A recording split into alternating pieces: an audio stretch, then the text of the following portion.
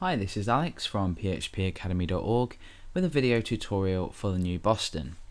In this video we're going to be creating a div element that using width and height both for the window and the object we're able to place in the very center of the page.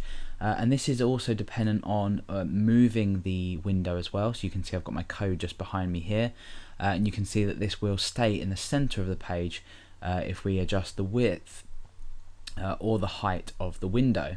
So we constantly place this exactly in the middle of the page. So it's an extremely simple way to do things. We're going to create it a little messily.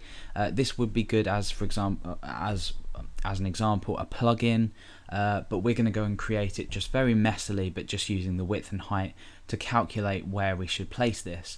It's not as easy as placing it at half the width and half the height. You have to then, subtract off of the actual object, the half of the object height and width as well, but we'll cover that.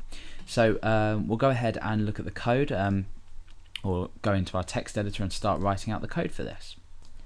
Okay, so the first thing that we want to go ahead and do is create our element, and then we're going to apply some styling to it.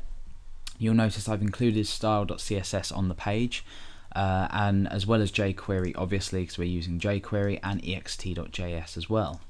So let's go ahead and just create this div, and then we can start to style it and preview it in our browser.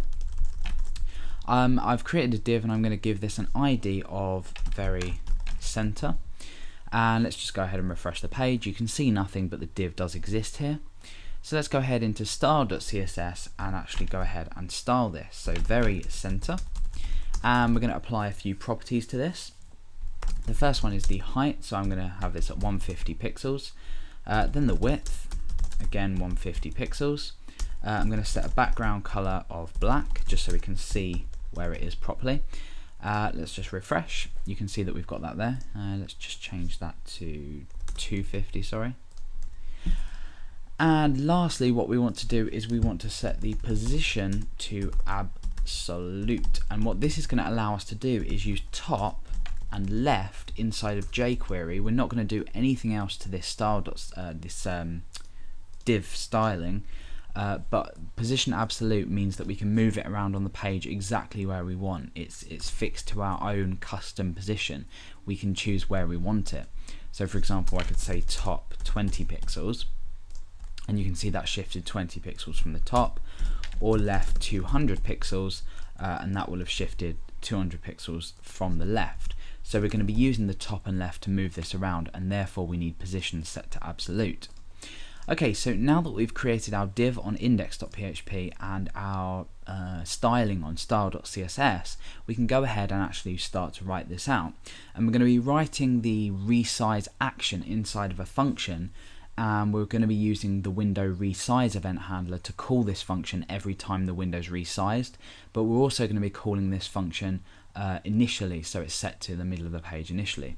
So like I said, slightly messy, and it would be better used as like a plugin or something, but for now this will give you the general idea.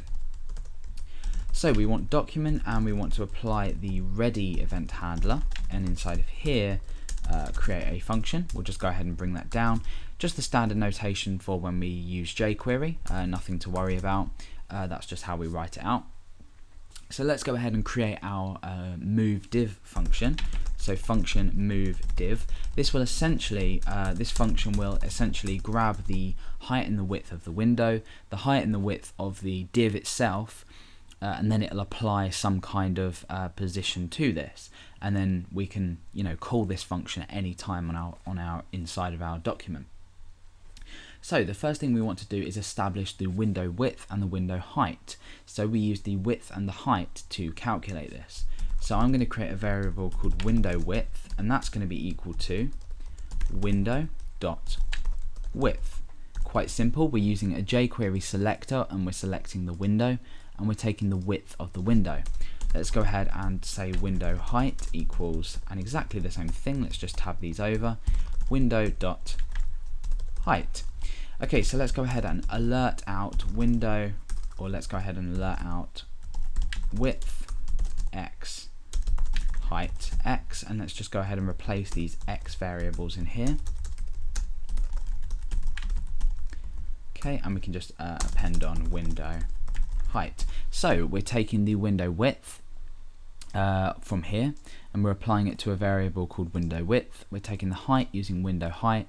Obviously window is the current window and it will change depending on where you move it, and then we're alerting out the width. So in here we can just call this function move div, or down here, so when the document is ready we define this function, or we define this function, and then we call the function down here.